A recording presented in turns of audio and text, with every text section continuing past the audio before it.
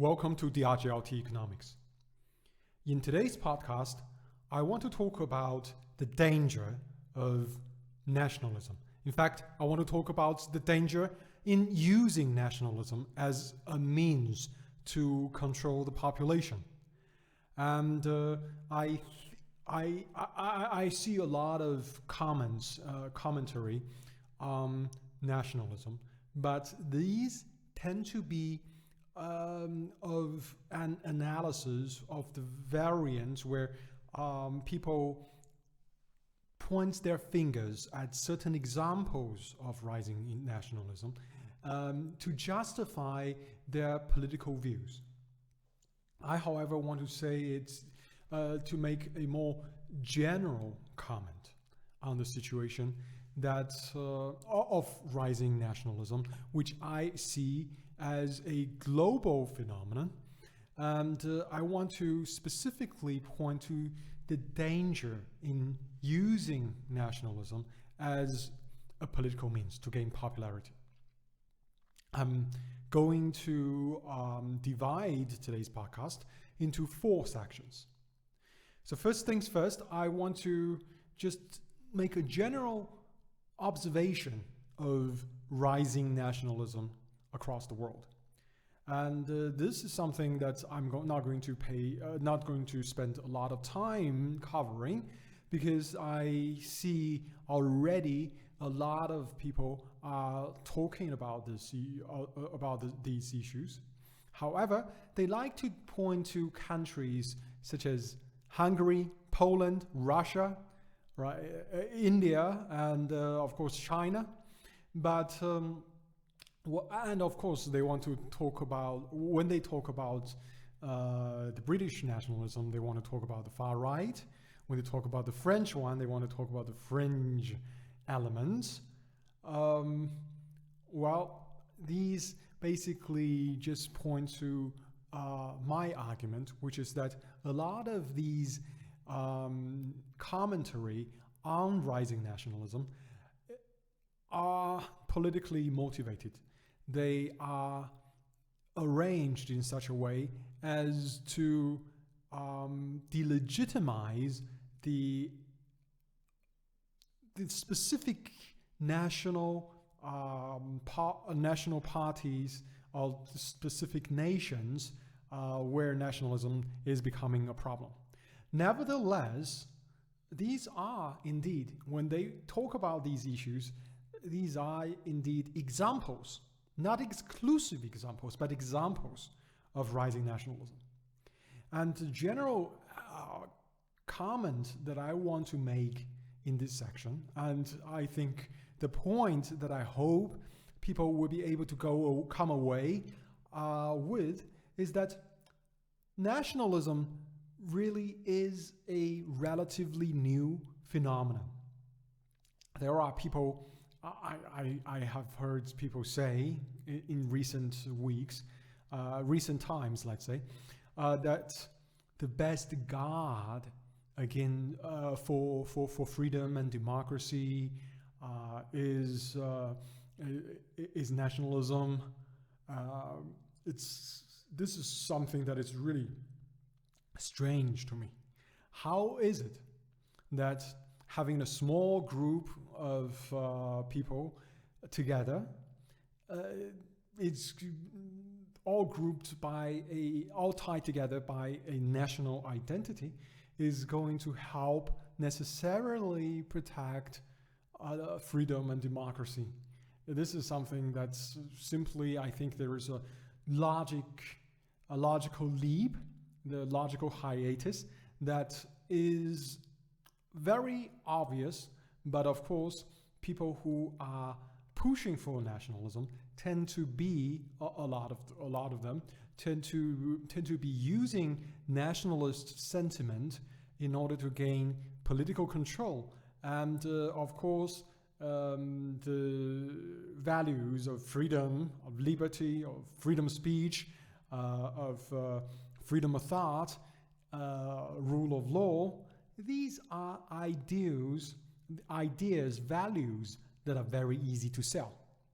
As a result, I think this is why they are using it. However,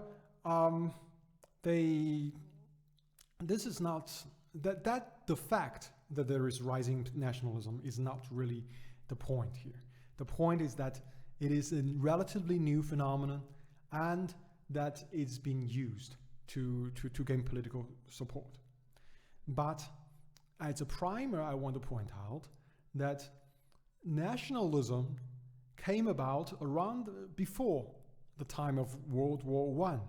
And as nation states became established, world wars, we had two great world wars, and we had a Cold War, and I think now we're having a second Cold War. So this is something that we need to keep in mind. Okay. The second part of today's podcast is I just want to talk a little bit about some of the examples. Again, I said a lot of people who are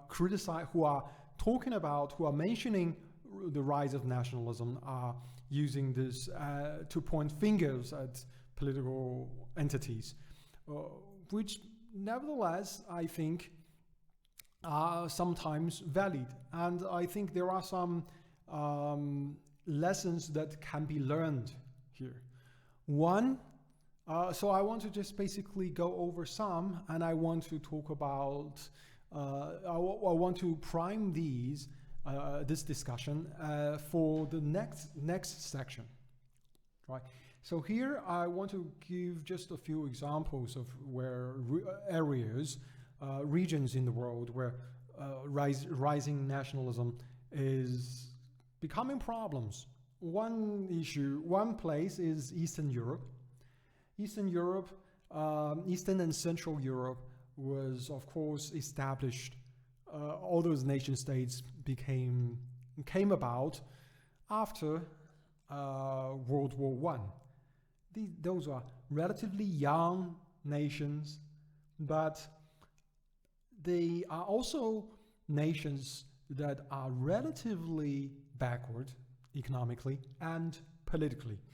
As a result, they are more vulnerable. The population there are more vulnerable to efforts to stir up nationalism. What, of course, did not help was the Cold War. And after the Cold War, these nations gained again their so-called independence, but they quickly surrendered much of their sovereignty to the European Union and then to NATO. And these countries still are not, I would say, at the same level of economic and social and political development as more advanced liberal democracies. And as a result, their population are, at the current time, being, I would say, manipulated, basically, frankly, with the excuse of nationalism. And there are foreign entities who see this as a means to keep control on Russia in particular, because that is still one of their main geopolitical rivals. So they want to keep this region destabilized to a certain extent. And so they provide the external environment, while internally there are elements, there are parties, political movements who use nationalism to gain popularity. They build up an imaginary foe, and then this creates the current really tinderbox in Eastern Europe. I think this is one area where there's going to be a lot of dangers.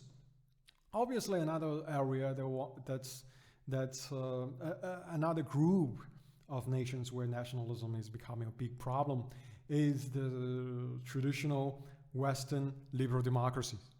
We're seeing far-right parties becoming increasingly popular. We are seeing anti-immigration, sometimes basically racist or what they would call racialist sentiment rise. And these type of sentiments tend to be, in my judgment, how to say, what is the word? They tend to be self-fulfilling. As you demonize immigrants, particularly in the cases of a lot of Western European countries, when you demonize, in particular, the immigrants who are refugees fleeing from countries that they helped destroy, and when you take away their economic opportunities, when you make it difficult for them to move to move up in your society, what is going to happen is simply that these people are going to remain are going to be marginalized and remain marginalized. This large population of disenfranchised individuals is going to be an element, a source of destability, of instability, and this is going to this is going to cause long-term economic, social, and political issues. Very dangerous internally. In this case, it's a bit different than the type of nationalism in Eastern Europe, where it's about an external imaginary foe. In this case, it is really about immigrants. And the third example I want to talk about is the Chinese nationalism. This is something that I think is really new. I was not. I must say that this is something that really came about, I think, in the last 10 to 15 years. And I think this is slightly different from the Eastern European nationalism and the West nationalism against immigration. It is a different type of nationalism, because it is nationalism, in my judgment, in a global environment where the situation, where the conditions for the international environment, let's say, for China continues to deteriorate. It's a more, I would say, reactive nationalism. So basically, the feeling is that the foreign bastards are taking advantage of us, that they are creating an environment that makes it impossible for us to succeed, and so we must treat them as enemies, and so this leads to a confrontational attitude. The same, I would say, I'm talking about China, but I think, in my judgment, the same holds true for India. And these two nations having, in my opinion, very similar geopolitical environments, with the only exception being that the Chinese model is slightly more authoritarian, while the Indian model is slightly less efficient. Both are, let's just say it, both of them are corrupt, and both of them are somewhat inefficient, and both of them are somewhat authoritarian. So these are very similar systems. Even though one calls itself the world's largest democracy. If that is a democracy, China can also say it's democracy. In fact, it has said, I think last year, it says Chinese democracy, which is an interesting take. And of course, that is whether a country's system is democratic or not, I think there is a democracy is a progress. A democratic system cannot be built in a single day. A democratic system must be founded on a population that is well informed, that have freedom of thought, freedom of speech, and well educated, right? And these circumstances, we could try to build some democratic institutions, but without these foundations, in China, it is because there is a lacking of, in my judgment, forum for free exchange of thoughts, of ideas. In India, I think it's because of misinformed, uninformed, and uneducated population. Perhaps also a lack of a forum for exchange. And under these circumstances, you can have the superstructure of a democracy, such as voting or whatever, but you cannot actually have a mature democracy, democratic society. Sorry.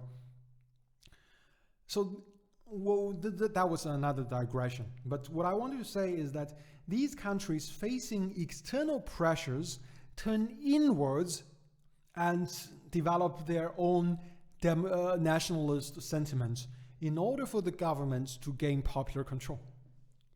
That's the third type. Okay, so having laid out the three types of nationalism in this section, I want to jump to the third part of today's podcast, which is the danger in using nationalism. And to sum it up, I think to sum it up in one sentence, I think the danger is that nationalism is like a wildfire that if you start it, you think you may be able to control it, and to a certain extent you may be able to control it, but ultimately you cannot control it. And so more specifically, when you are dealing with an external foe, right? You set up an external foe as your imaginary enemy, and you sell this idea inside your country in order to gain popularity. And now you gain popularity, but the population is getting increasingly agitated. The hatred, the negative sentiment against your imaginary foe continue to grow, and the pressure builds up inside your society. And at some point, it can become, it will inevitably become uncontrollable.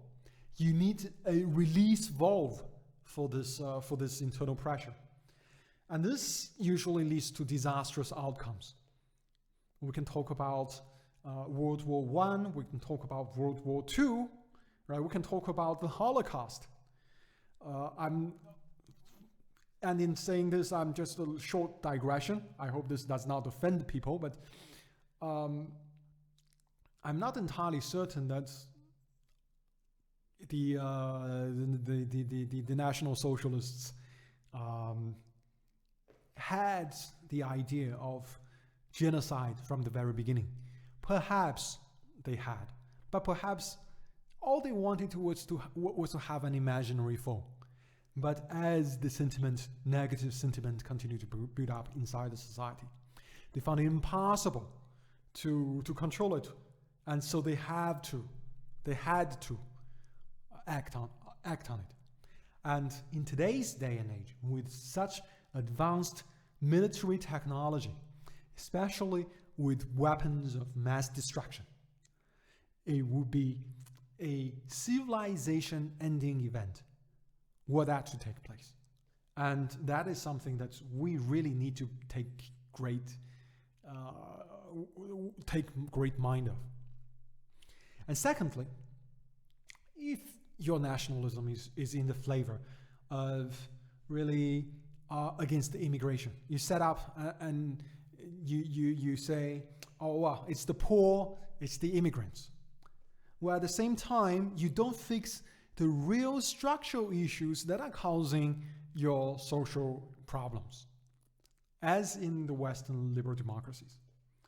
What you're going to see is that there's going to be exacerbated situation, economic situation, right? There's going to be a worsening, a widening wealth gap, and there's going to be an increasingly angered working class.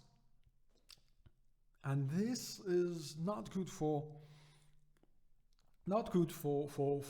stability. And without stability, you also cannot execute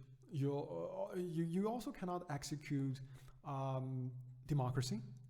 And you undermine, eventually, your forums for the exchange of ideas, and ultimately you undermine your society. This already is happening, I think, to a very great extent in a lot of Western liberal democracies. I'm not going to give, of course, specific examples because currently this is an issue where you can get censored and deleted because of it, and I don't need that trouble. So I'm going to move on to the third type of democracy, of nationalism. And the third type is all about saying that everyone else is bad and we need to look inwards. Well, looking inwards, in a way, it is by closing its doors, the country is somewhat more insulated from external turbulences, external issues. But at the same time, it's almost certainly, as I discussed in the previous podcast, going to be left behind in terms of ideas, in terms of innovation. And that means that the country locking itself alone is going to actually fall behind economically, and it's also going to, in the long term, create a situation where there is even less understanding, even less mutual understanding between the country and potential foreign partners, and which makes it even less likely for international cooperation to succeed.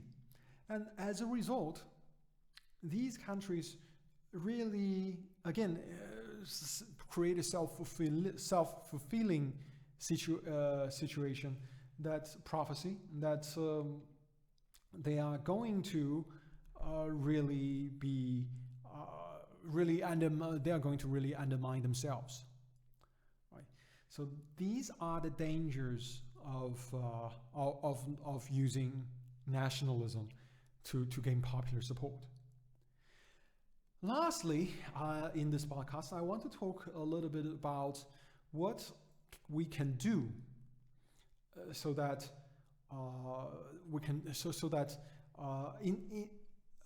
as alternatives, let's say, to nationalism.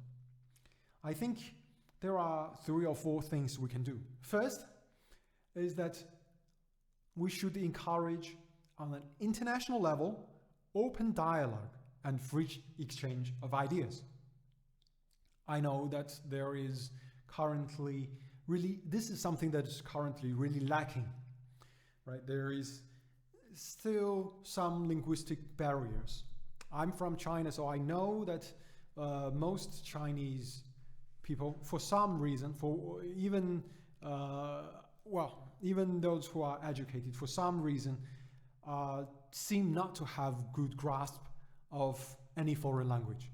This, I think, intentionally or unintentionally, is a I would say it's a failing of the Chinese education system. The idea that the situation, let's not say the idea, the situation that we in a country of over 1 billion, that there can be so few that have good grasp, good command of a single foreign language. This is something that is really difficult for people who come from, for example, the Middle East and certain regions of Europe to really understand, or Africa or Latin America, right? A lot of these nations, in a lot of these nations, it's natural to speak multiple languages. And I think this is a failing in China. And but nevertheless, on a more general level, I think open dialogue, open free exchange of ideas is exceptionally important. Secondly, I think it's very important to have international cooperation. Now, of course, I see a lot of people who are criticizing the moves of newcons and new conservatives and new liberals in these Western NATO alliance Atlanticist communities. They tend to say that international cooperation is overrated. They prefer nationalism. They want to set up. They say that it is good to have a small community that protects their own rights, etc. and etc.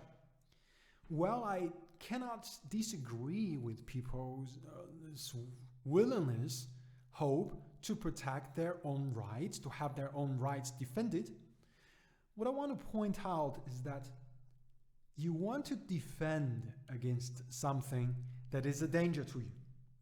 If we can have more international cooperation, more communication, open dialogue on an international level, it will be possible to alleviate a lot of the international tensions and as a result, reduce the risks from which you need to protect yourself.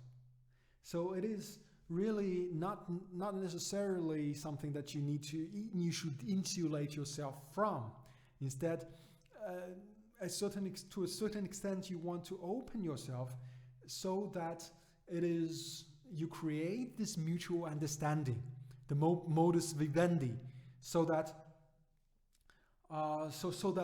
you can preserve peace and stability internationally and prosperity to a great extent.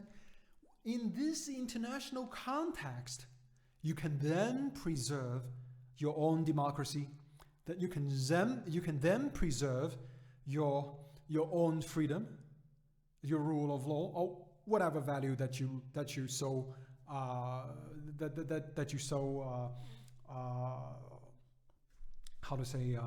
appreciate, right? So there's that, and finally, I think across all nations, it is exceptionally important to have the freedom of speech and freedom of thought.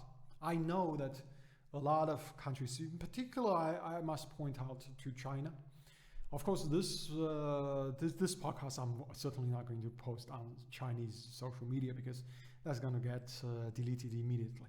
But I want to say this: that the current current practice of censorship, particularly against the freedom of speech and freedom of thought, is exceptionally dangerous. It is, in the medium term, not even long term, in the medium term, it is destabilizing for China. There is a school of thought amongst autocrats that it is important to nip the buds of dissent from the very beginning. And so they don't want any idea to be exchanged. And so they just so that there is no idea against them that can really gain traction. But what they need to understand is that when you do this, you are undermining yourself in terms of creativity, in terms of innovation, in terms of entrepreneurship. You make it impossible for your education and scientific community to compete on an international level. You make it impossible for your business community to succeed on an international level. And this we can see exceedingly being attested. We see that Chinese companies who are quite successful within China, within the unique circumstances of China, cannot succeed on an international stage. Because this is simply, in my judgment, because the culture of those companies, the culture from which that these companies have grown out of, just simply make it difficult for ideas to be exchanged. And so these companies all tend to lag behind in terms of innovation. A good example, Alibaba. This company is exceptional in executing an idea that they copied. Actually, a couple of ideas that they copied from the Americans. But they still cannot. They still cannot really compete that well on an international stage because they face a lot of challenges that require innovative solutions, that require, to be frank, international cooperation. And when you develop your business in an environment of insularity, when you develop your corporate culture that is marked by secrecy, that is marked by hubris, that is marked by a closed-mindedness, it is very difficult to compete on an international stage.